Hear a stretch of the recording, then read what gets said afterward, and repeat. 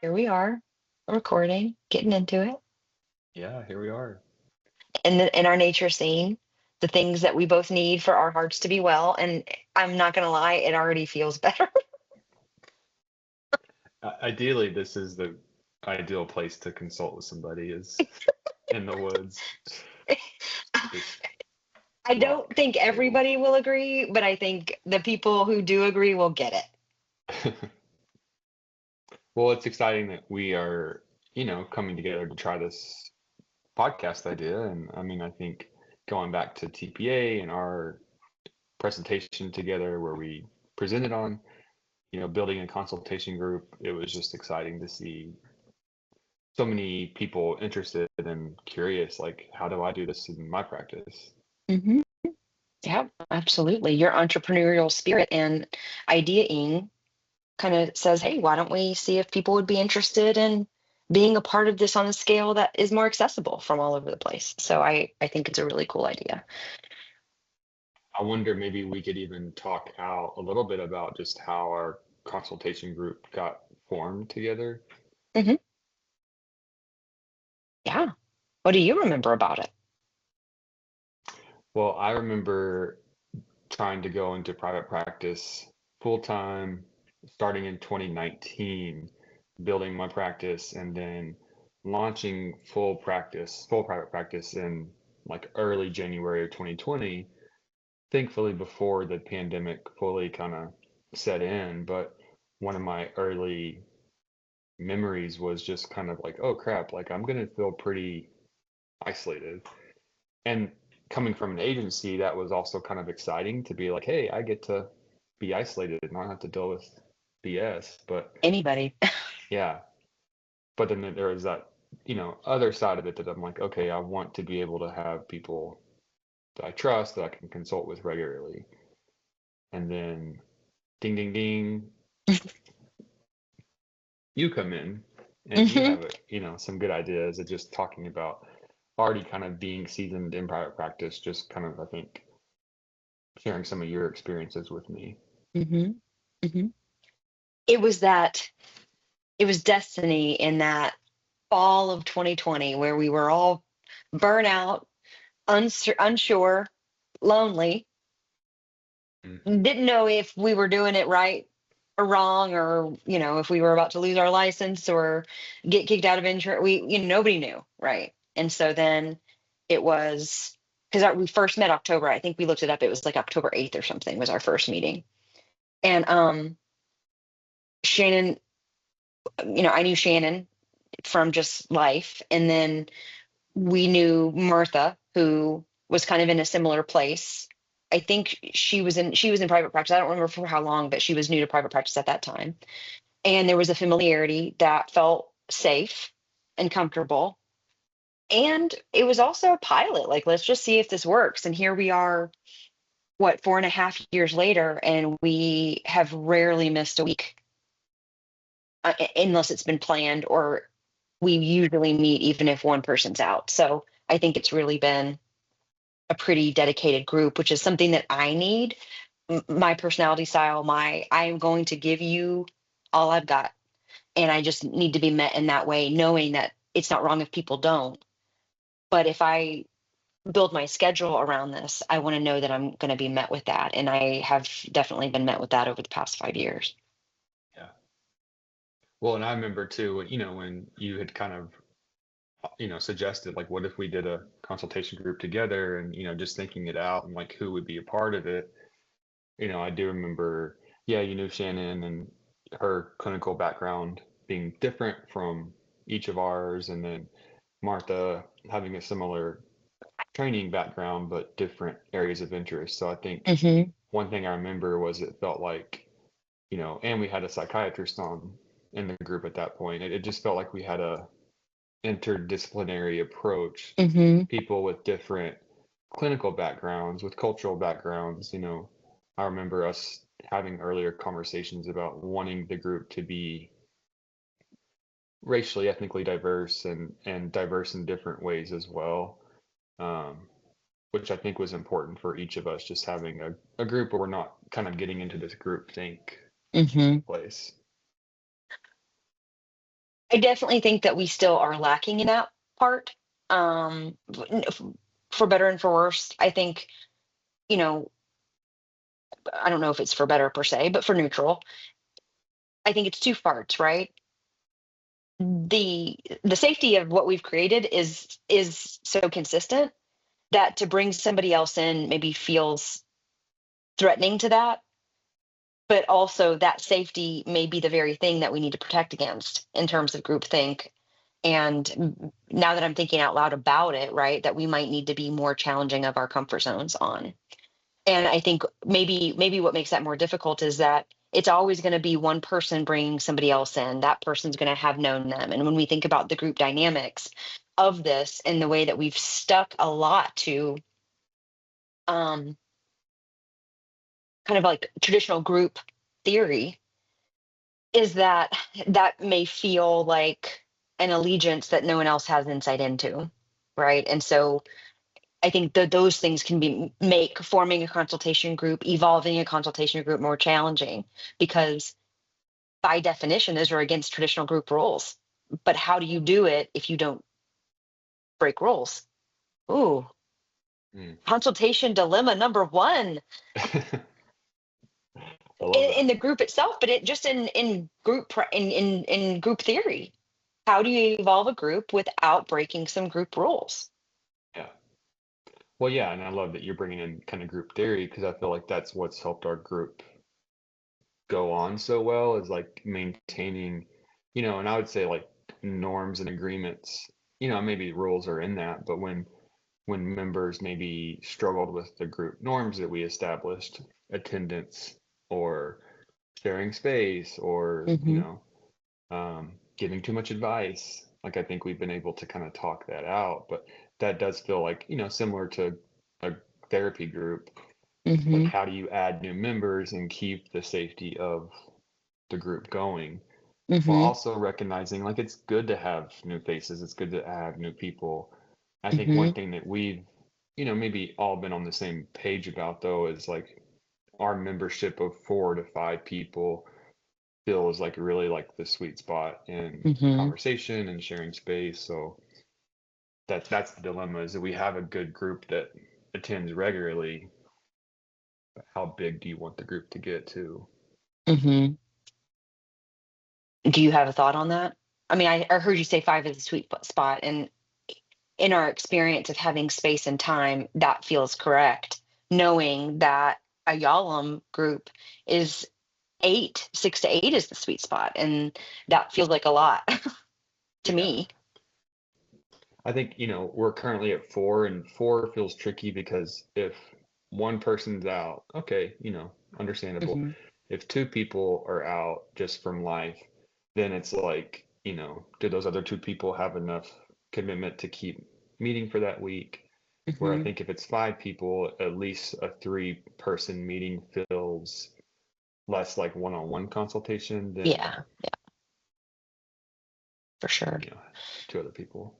So I think in some ways we're identifying a hole in our own group that we need another person. Well, and here we are, maybe in, getting lost in the trees for the forest or whatever that saying is, pun intended with the Uh-huh. background. For But sure. I do like that this is the kind of stuff that our consultation does is talking out these Hmm. components and processing, which I think really works well when you're able to then, almost kind of in vivo use these skills in these meetings just as much as you would with your clients where you're processing dynamics in the room or Hmm. roles or norms that you've established in your treatment with people. For sure. It's the in vivo process, right? That talking about things creates clarity.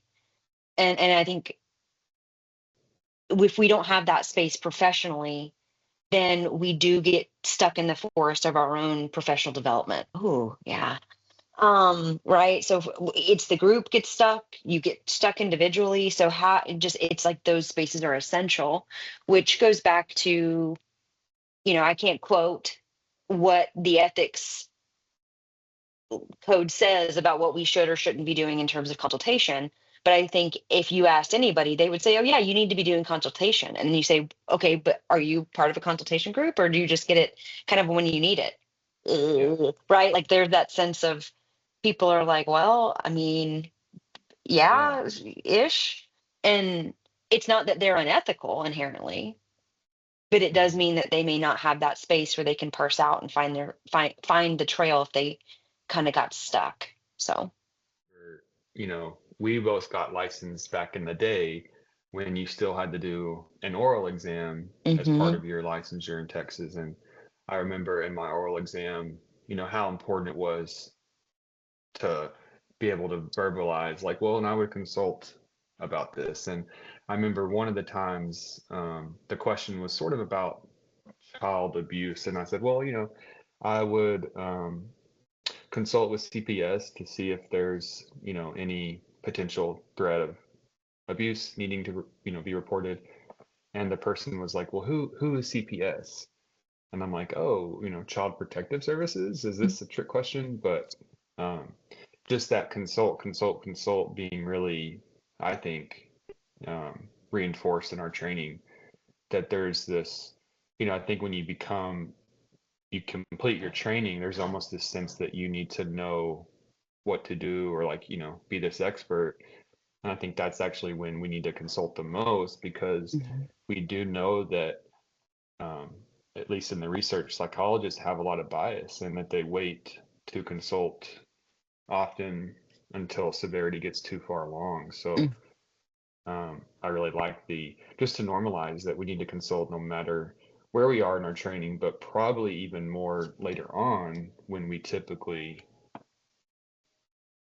feel less inclined to do so.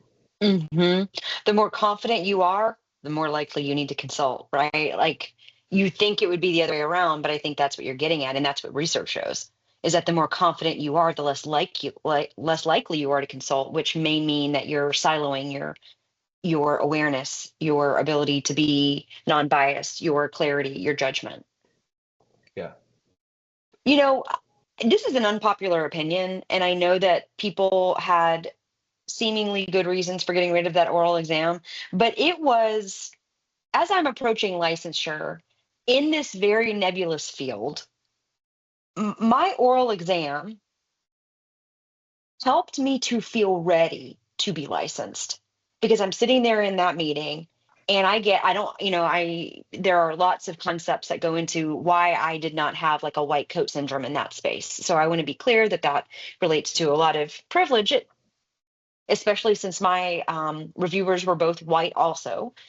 But I also, and there's some personality factors. I don't typically have a lot of anxiety. I have a lot of anticipation, but I'm not typically anxious. So I went in there and I was like, all I can do is what I can do. And if I'm ready, they're going to tell me. And if I'm not, they're going to tell me. And I just remember that from that oral exam, I left there saying, it, it wasn't what they gave me because they were kind of the blank slate, but it was I am ready to be a licensed psychologist. I'm not going to be alone. At the time, I was in an agency where there was a lot of support and infrastructure around being an early career professional.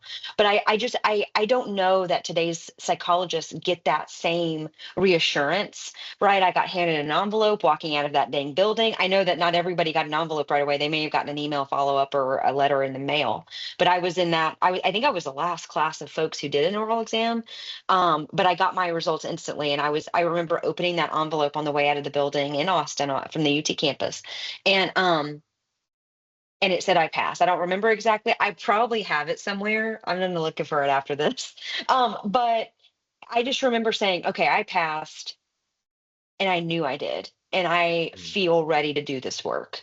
And so I wonder from a consultation perspective, even how do people who don't have that maybe marker for readiness, how do they have that emotional transition from trainee, postdoc, junior level colleague to licensed individual, like independently licensed professional? Yeah. Well, and not to be too tangential, but it reminds me of our consult conversation from our past week, where we talked about the use of AI in clinical note writing, and you talked about one of the concerns being like we lose a skill in being able to conceptualize or write our treatment notes if AI is doing it for us. And I think that fits really well with what you're sharing here too, in that do we, you lose a skill, or you don't necessarily get to build this skill of verbalizing your treatment, your conceptualization, how you're going to work with people. Who is CPS? Because I think, to the person's point, maybe I just memorized that acronym and didn't know actually Right. what it stood for. So I think that Mhm. that's really good exposure to being able to talk and, walk the walk in a sense. Yes. Well, and just like that sense of right and confidence. And again, there's some personality factors that go into that. There are some privilege factors that go into that and how I experience that and why I have it to begin with. So that is not lost on me. But I also think that that experience could give that to other people who don't have the same experiences that have contributed to my ability to feel confident, or at least feel like I have the right to fake it, to fake it until I can make it, right? Um, so I don't know. I I just think that that's a great experience, and I wish it was something that people still had. But I appreciate that my experience might be an unpopular one, and or an in certainly the non-majority there. So. Yeah. Well, and I think part of who we are in this space, or we're two counseling psychologists, and I like to, you know, highlight the counseling psychology background in particular, just because of counseling psychology kind of being more infused in multiculturalism. At least that was the term that was used more when we were, in grad school. But Hmm. and this is not to be in a psychologist or better than other therapists, but I do think that part of what I really appreciate about our training is that it was rigorous, and we Hmm. had to really be under scrutiny and, have live sessions be watched, or, I had supervision throughout where my supervisor was behind a two-way mirror or watching video immediately, Hmm. and then having to go in and be able to talk to them about what I'm doing. And, when I'm in grad school, I'm thinking like, oh, this is just too intense. Like, is this really necessary, or this is so stressful? And even working with grad students now, I still see that same experience, but that translates so well to who we are now in our practice. And, you know, being in those islands in private practice, I think there's so many moments that you can kind of go back to of your training and, you know, supervision in a way that I think really grounds me. Doesn't it just piss you off to go back and think, man, I get why they did all that now? Because I think you leave a training experience or a training program or whatever, and you're like, that was terrible. They're sadists. What a masochistic field we are in, where just because it was you had this experience, you need this one now. Like, and then 10 years later, let's see, um, 12 years later, I'm in this place of like, oh, I get it. Yet. Yeah. I don't know. I don't like that. Gonna be real, real, real about that. Um, but not condoning abuse by any stretch of the imagination, but just the rigor, the difficulty. That if it were easy, then you wouldn't learn it, then you wouldn't be as learned. Do you know what I mean? Yeah.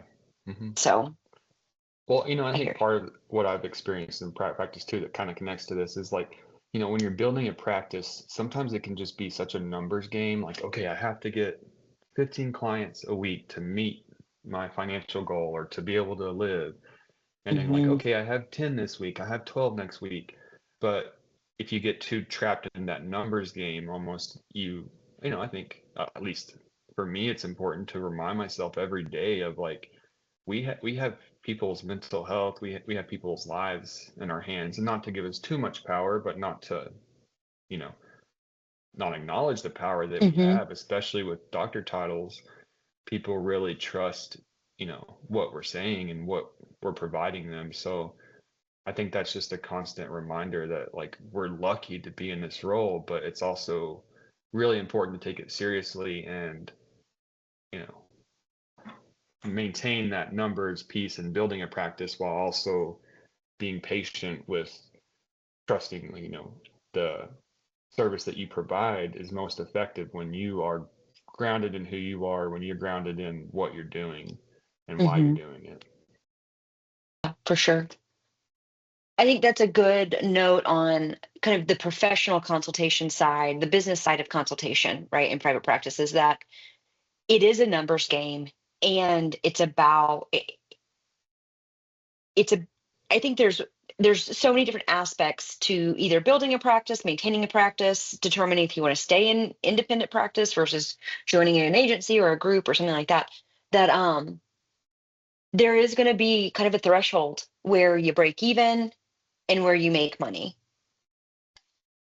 And that is as important as finding a way to do it that is sustainable and that feels good. And I do think that one of the things that people don't say whenever maybe they're exploring private practice is that people maybe don't say, if you aren't willing to experience some kind of grind, this probably isn't a good fit for you. I mean, I don't know, maybe you would disagree, and maybe that's my perspective from the group practice standpoint. And it's not a grind in the same way that that other agencies I've worked in have felt. It's more like just expecting to work full time. And if you don't want to, it may be difficult to reach that break even or profitability standpoint. Yeah. Well, and here I am contradicting what I just said, but I think the other side of like that numbers game is you're running a business. So in some way, like you have to have some of that numbers mindset in your brain Hmm. because you're not just providing therapy that you're getting from an agency that assigns you clients. You're having to do the budgeting, the advertising, the marketing, the Hmm.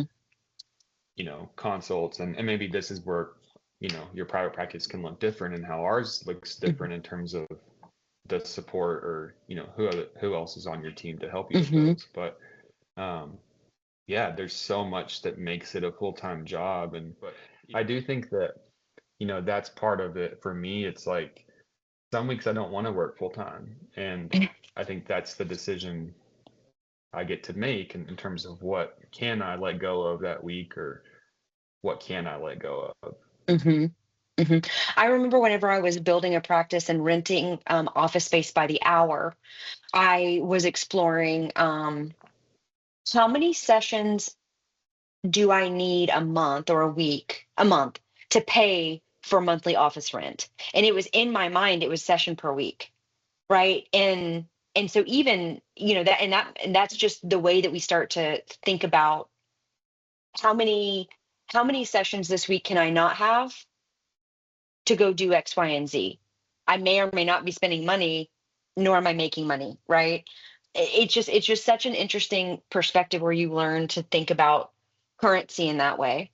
Um, Yeah. that it's going to be a trade-off. You cannot work, but what is something like you said you're willing to kind of trade off on? And I do think that at some point you get to a place where it's not that tit for tat, and that's a good thing. But it's still that's the business mind that we don't get taught in grad school. And I'm not a business person by any stretch of the imagination. I'm a lowercase e entrepreneur, which means it was told to me once by someone that instead of ready, aim, shoot, I'm ready, shoot, aim. And I took offense to it, but it's true. Like, how does that apply for you? Like, can you share an example of that? I have an idea and I want to do something, so I go do it. I don't have a plan. I didn't, like private practice was, you know what, I'm going to dip my toes in this water. I had an opportunity where somebody paid it forward from their experience and let me use their office space for free. I realized it invigorated me in a way that I wasn't expecting. And Yeah. and I was like, okay, I'm going to do this. Hmm. And I did it very gradually and very slowly. I did it part time, kind of moonlighting with my full time job at the time. And it was something that I kind of just built out and built out and built out. And so it wasn't ever like kind of jump. It was a gradual graded kind of like path that I walked. And I did that intentionally for myself. And I would recommend anybody do that. One, to make sure that they like it, and two, to make sure that their personality is in alignment with what is required to do it.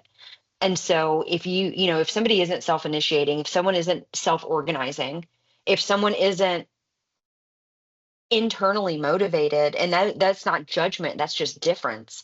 If someone doesn't possess those things, they might really struggle in a private practice, because those are essential skills and, dare I say, traits that allow this to feel manageable. Otherwise, I think it can feel very chaotic, Hmm. whether you have the most beautiful business plan or not. I think that those skills and those traits are going to be the difference between something feeling like a fit and not a fit. Yeah. Yeah, I remember I did my doctoral internship at Virginia Commonwealth University's counseling center, and my training director, Sydney, he was an eating disorder specialist, and she would, leave early a couple of days a week, and I always was like, oh, I like her boundaries. She was really boundaried with her schedule, and just, also very like emotionally regulated and mature, and she just was the kind of professional I wanted to be. But she would see private practice clients, I think 3 or 4 a week, and they were clients who were struggling with eating disorders, and it was her ability to like use her specialty in her life, in her professional life.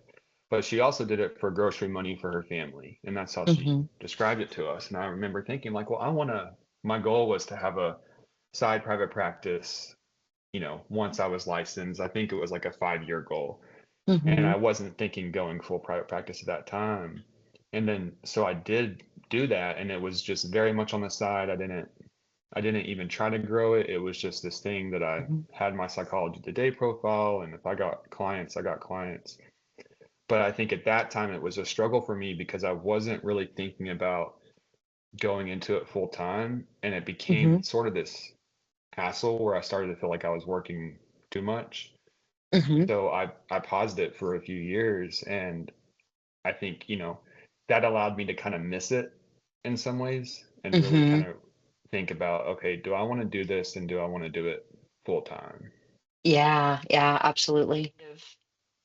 You allowed yourself to pause it until you were differently ready, and I think that that matters too. I don't think that if you are open to, or you're able to do private practice, I think that there's a lot of judgment in there around it, right, in our field, of like, oh, you're an agency therapist versus a maybe college mental health therapist, or a private practice, or a group practice, or a community. I think that there's just so much, we're all just battling so much imposter syndrome with the clients that we treat every day, that we're trying to find a way to feel good enough. And we do that in a negative way by comparing ourselves to other people. And that's human. This is how it looks in our field. And Yeah. that, I think, can do a couple of things. It can certainly be damaging all around, and it can make us see somebody in a different setting as less, or better than. But it can also, I think, close us off from ideas or opportunities, because they might come from that vein that we see as, I'm not good enough for that, or I'm too good for that. And so I definitely, I just, it's like, that the statistical concept of, there's more within group difference than there is between group differences. And that within group difference is just a pretty rough one, but I think Hmm. it's real. I know that I've experienced that from, I know that I've experienced that towards, and that's protection of my own ego, as a professional, and needing to feel good enough or superior in some way. And my humanness is showing. Yeah, for sure. Which I think can be a barrier if you're not in a consultation group. It's like you need to be able to be humble enough or be willing to be vulnerable enough to put yourself out there in a group space. Yeah. Well, and I'm just imagining somebody, maybe if somebody's listening to this and they're in a consultation group, or they're not in a consultation group, but they're thinking like, yes, this is exactly how I feel. I think that's like sense of universality, cohesion, some of those group themes that Irvin Yalom talks about, I think really is what fuels me in terms of the consultation space is like, maybe we end this conversation and I don't feel like I've necessarily done anything new for myself, but I've at least shared and I've at least thought now, like, okay, you know, I'm not alone in this, or, Hmm. Carrie had a lot Hmm. of similar experiences or Hmm. perspectives. So I do think it, you're right that it takes somebody's being willing to be vulnerable. And It's so easy to be in this field and forget the role of that, but expect it from anyone else. yeah, which, becomes, I think, a barrier to your treatment with people. Like, if you're not willing to look at your own 100%. shit, then how are you going to really be helping people? Yeah, there's definitely been, I think that there's definitely been that experience of I bring up a clinical stuck point. I get asked the questions that I need to be asked, not given the advice that I want, but I'm getting asked the questions I need to be asked to be able to figure that out for myself. And then I'm like, oh, this is a parallel to this very other non-clinical professional part of my life. And it's not therapy at all, but it can be therapeutic. And I think that's the benefit that Mm. a the consultation group that we've created and that we're trying to help people understand to seek Yeah, and create what that can do for a person. That yeah, I'm just thinking about all of the ways that this meeting is usually non-movable unless I'm out of the office that day.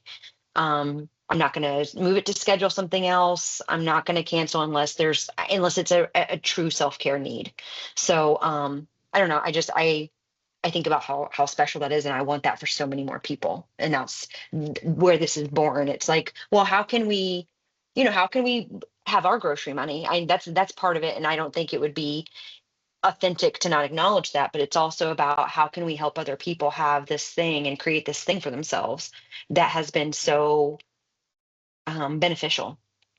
I think this is the great thing about consultation is, like, all the aspects of your business, you get to talk out with somebody and, get a different experience or be challenged. I think the thing about our consultation group is, like, we don't give each other a cookie in a sense. Like, we really keep each other, you know, accountable. And, what is your consultation need in this versus, like, rescuing each other from it. Hmm. Now, not that Hmm. we're cold hearted, and, we definitely support and validate each other, but I think um, it's a challenge.